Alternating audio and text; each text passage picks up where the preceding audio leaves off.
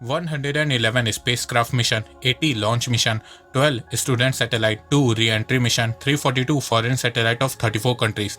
मानो अब इसरो रुकने का नाम ही नहीं ले रही है। मंगलयान और चंद्रयान मिशन के बाद से इसरो की हर हरकत पे दुनिया भर की नजर रहती है। पर 2020 और 2021 में पेंडेमिक के चलते इसरो के बहुत से मिशन पोस्टपोन हो गए हैं।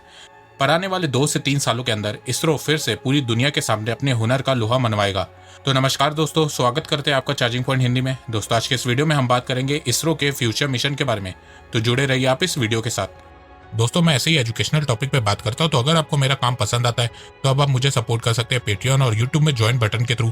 और अब आप मुझे फेसबुक, इंस्टाग्राम, ट्विटर में भी फॉलो कर सकते हैं और मेरी वीडियोस को वहाँ पे भी शेयर कर सकते हैं। दोस्तों, अगर आपको एडवांस MS एक्सेल सीखना है तो मैं आपको 1475 रुपए का कोर्स फ्री में दे सकता हूँ। और अगर आपको financial market, share market, mutual fund के बारे में जानना है तो मैं आपको 4720 रुपए का कोर्स फ्री में दे सकता हूँ। दोनों कोर्सेज की लिंक डिस्क्रिप्शन में दी गई है। इस मिशन में इसरो एक सैटेलाइट लॉन्च करेगा जो सूर्य को ऑब्जर्व करेगी और उसकी छुपी हुई मिस्ट्रीज के बारे में पता लगाएगी। इसरो का प्लान ये है कि अर्थ और सन के बीच में जो गैप है वहां पे कुछ लैग्रेंज पॉइंट है, वहां पे सैटेलाइट प्लेस किया जाए। एक्चुअली लैग्रेंज पॉइंट में ज्यादा ग्रेविटी नहीं होती है, तो सैटेलाइट को ना सन की ग्रेविटी अपनी ओर खींच सकती है और ना अर्थ की ग्रेविटी सैटेलाइट को अपनी ओर खींच सकती है। तो उस पॉइंट पे सैटेलाइट आराम से अपना काम कर सकती है। ऐसा नहीं है कि इसरो पहला देश बनेगा जो ऐसा मिशन लॉन्च करेगा। इसरो से पहले नासा और यूरोपियन स्पेस एजेंसी ने भी ऐसा मिशन ट्राई किया है, पर वो पूरी तरह से सक्सेसफुल नहीं हो पाए हैं। इसीलिए आज भी सूर्य हमारे लिए एक मिस्ट्री बना हुआ है। आदित्य मिशन का मेन ऑब्जेक्टिव सन के आउटर लेयर्स, कोरोना और क्रोमोस्फियर को ऑब्जर्व करना होगा, एनालाइज करना होगा और डाटा कलेक्ट करना होगा। साथ में सोलर स्टॉर्म के बारे में भी जानना होगा, क्योंकि पिछले कुछ सालों से सूर्य में बहुत हलचल देखने को मिल रही है। एक्चुअल में साइंटिस्ट का मानना है कि सूर्य में ज्यादा हलचल होनी नहीं चाहिए, क्योंकि अगर सूर्य में ज्यादा हलचल होगी तो उसका नेगेटिव इम्पैक्ट पूरे सोलर सिस्टम में पड़ेगा। आदित्य मिशन से सन के मैग्नेटिक फील्ड के बारे में भी पता चलेगा। इसके अलावा सूर्य की और भी बहुत सी मिस्ट्रीज के बारे में पता चलेगा। जैसे कि आपको शायद ये पता ना हो कि सूर्य बाहर ज्यादा गर्म है अंदर के मुकाबले। सन के इनर पार्ट का टेम्परेचर 6000 डिग्री के आसपास है, पर आउटर पार्ट का टेम्परेचर मिलियंस ऑफ डिग्री है। तो ऐसा क्यों है, ये चीज भी अभी तक मिस्ट्री बनी हुई है। तो ऐसी तमाम मिस्ट्रीज को सुलझाने और सूर्य के बारे में और जानने के लिए ISRO Aditya L1 solar mission 2022 में लॉन्च करेगा। इसरो के सामने एक बहुत बड़ा चैलेंज होगा, क्योंकि हमें अर्थ की ग्रेविटेशनल फोर्स के बारे में पता है पर सन के ग्रेविटेशनल फोर्स के बारे में नहीं। तो उम्मीद यही करते कि इसरो अपने मिशन में कामयाब हो और हमें सन के बारे में और कुछ नई बातें जानने का मौका मिले।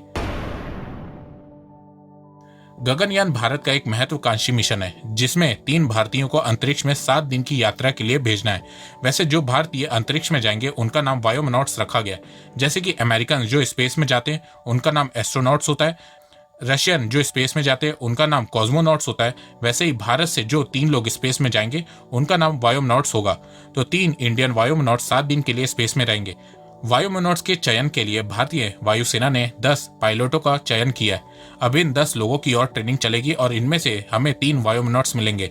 गगनयान मिशन को 3 पार्ट में डिवाइड किया गया है। सबसे पहले 2 अनमैन्ड मिशन होंगे जो 2022 में किए जाएंगे। उसके बाद मैन मिशन 2023 में होगा। गगनयान मिशन की घोषणा हमारे प्रधानमंत्री श्री नरेंद्र मोदी जी ने 15 अगस्त 2018 में लाल किले से इंडिपेंडेंस डे पे की थी। और इस मिशन की कॉस्ट 10,000 करोड़ रुपए और इसे 2018 में ही मंजूरी दे दी गई थी।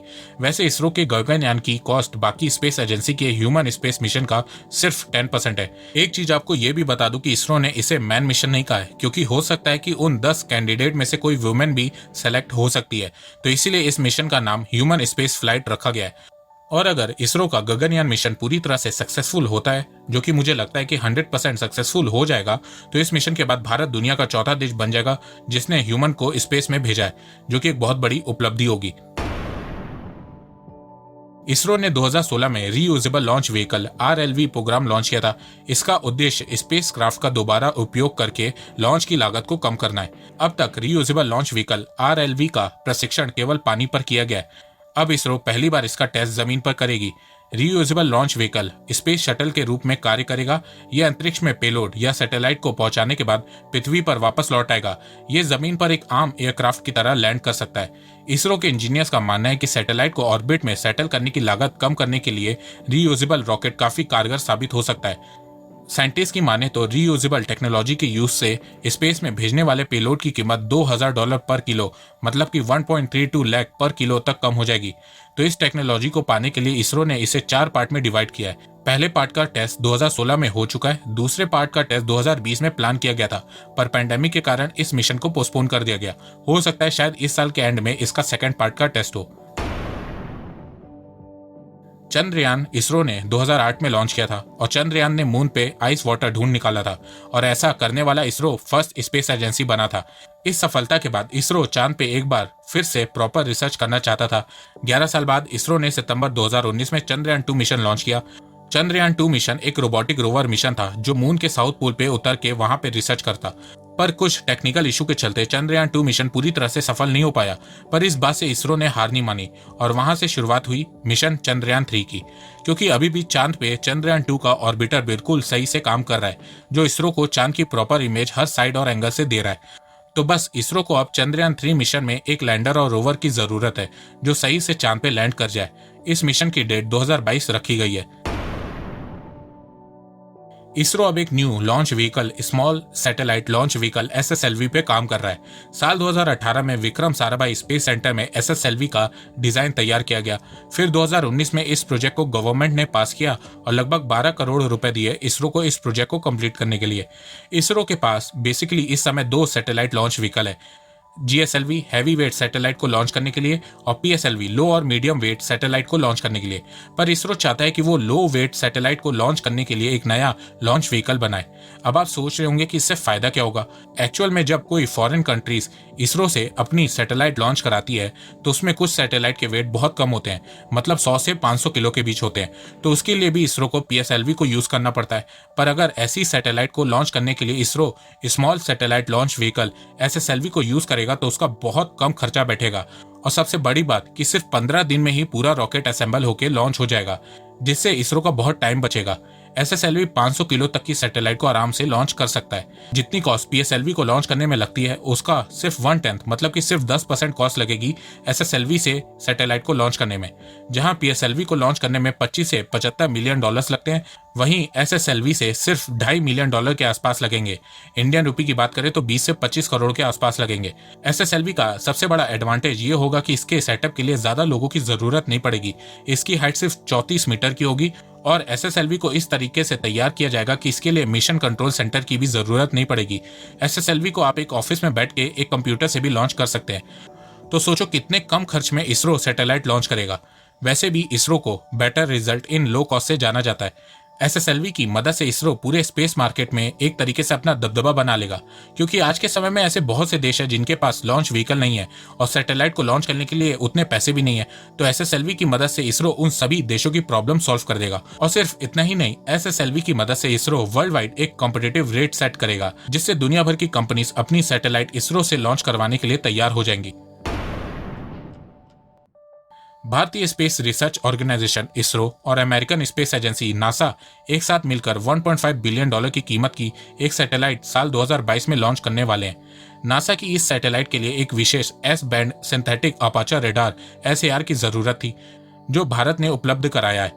निसार से धरती की सतह पर ज्वालामुखी, बर्फ की चादरों के पिघलने और समुद्र तल में बदलाव और दुनिया भर के पेड़ों जंगलों की स्थिति में बदलाव को ट्रैक किया जाएगा। सैटेलाइट में लगे हाई रिजोल्यूशन रडार बादलों और घने जंगलों के आर पार भी देख सकेंगे। इसके अलावा बारिश हो या धूप, कोई भी बदलाव ट्रैक कर सकेंगे। निसार सैटेलाइट 12 दिनों में पूरी धरती को स्कैन कर लेगी। इसकी रेजोल्यूशन इतनी सटीक होगी कि ये 0.4 इंच तक की मूवमेंट को डिटेक्ट कर सकेगी। जिस तरीके से इसरो ने फर्स्ट अटेम्प्ट में चंद्रयान और मंगलयान मिशन कंप्लीट किया था, उन मिशन के एक्सपीरियंस से अब इसरो शुक्रयान मिशन पे काम कर रहा है। इस मिशन में इसरो विनस मतलब कि शुक्र ग्रह पे एक ऑर्बिटर भेजेगा जो विनस के सरफेस और एटमॉस्फेयर के बारे में स्टडी करेगा। विनस सन के बहुत नजदीक है, जिसके चलते उसका वातावरण बहुत गर्म है। तो विनस के एटमॉस्फेयर के बारे में जान के हमें सन के सोलर रेडिएशन के बारे में ज्यादा पता चलेगा। इस मिशन की डेट 2024 रखी गई है। मंगलयान मिशन की कामयाबी के बाद इसरो अब मंगलयान 2 मिशन की तैयारी कर रहा है। मंगलयान 1 एक ऑर्बिटर मिशन था, मंगलयान 2 भी एक ऑर्बिटर मिशन होगा। ये मिशन 2024 या 2025 में लॉन्च होगा। इसरो मंगलयान 2 में इसलिए इतना टाइम लगा रहा है क्योंकि मंगलयान 2 मिशन से पहले इसरो चंद्रयान 3 मिशन को सक्सेसफुल बनाने में काम कर रहा है, जो कि एक रोवर मिशन है। तो अगर चंद्रयान 3 मिशन सक्सेसफुल हो जाता है तो चंद्रयान 3 मिशन के एक्सपीरियंस से इसरो मंगलयान 2 मिशन में एक रोवर को भी ऐड कर सकता है, जो मार्स में लैंड होकर उसके सरफेस के बारे में और इंफॉर्मेशन बताएगा। ये भारत के इसरो और जापान की स्पेस एजेंसी जैक्सा का ज्वाइंट मिशन है। इस मिशन में भारत और जापान की स्पेस एजेंसी मून के साउथ पोल पे लैंडर और रोवर को भेजेंगे। अभी ये मिशन पूरी तरह से प्लान नहीं हुआ है क्योंकि भारत ऑलरेडी चंद्रयान 3 मिशन पे काम कर रहा है। तो अगर भारत का चंद्रयान 3 मिशन सक्सेसफुल होता है तो इसके बाद ये मिशन फाइनलाइज हो सकता है। इस मिशन में भारत को लैंडर बना के जापान को देना है, जिसकी मदद से जापानीज स्पेस एजेंसी मून के साउथ पोल पे रोवर को लैंड करेगी। इस मिशन की डेट 2024 रखी गई है। इन सब मिशन के अलावा इसरो जीसैट कम्युनिकेशन सैटेलाइट को और सटीक करने पे भी काम कर रही है। रिसेट सैटेलाइट को अपडेट करने पे काम कर रही है। रिसेट अर्थ ऑब्जर्वेशन सैटेलाइट है जो अर्थ की क्लियर इमेज ले सकती है, जिससे इंडियन गवर्नमेंट को और मिलिट्री को जानकारी मिलती है कि कहाँ पे क्या मूवमेंट हो रही है। रिसेट को भारत की स्पाई सैटेलाइट भी कहा जाता है क्योंकि इसका प्राइमरी ऑब्जेक्टिव बॉर्डर पे नजर रखना होता है। इसके साथ साथ इसरो सर्वेलेंस सैटेलाइट पे भी काम कर रही है। तो दोस्तों, मुझे लगता है कि अब आपको सब समझ में आ गया होगा। तो अगर आपको ये वीडियो पसंद आए तो आप इस वीडियो को लाइक कीजिए, और अब आप मुझे सपोर्ट भी कर सकते हैं पेट्रियन और यूट्यूब में ज्वाइन बटन के थ्रू। एक बात मैं कहना चाहता हूँ, आप जितनी मेरी वीडियोस को शेयर करेंगे उतनी ही रीच मेरी बढ़ेगी और उतने ही लोग मेरे से जुड़ेंगे। तो वीडियो को शेयर करना, चैनल को सब्सक्राइब करना बिल्कुल भी मत भूलिएगा। मैं ऐसे ही एजुकेशनल वीडियोस लाता रहूंगा आप लोगों के लिए। तो अभी तक के लिए बस इतना ही। धन्यवाद। जय हिंद, जय भारत।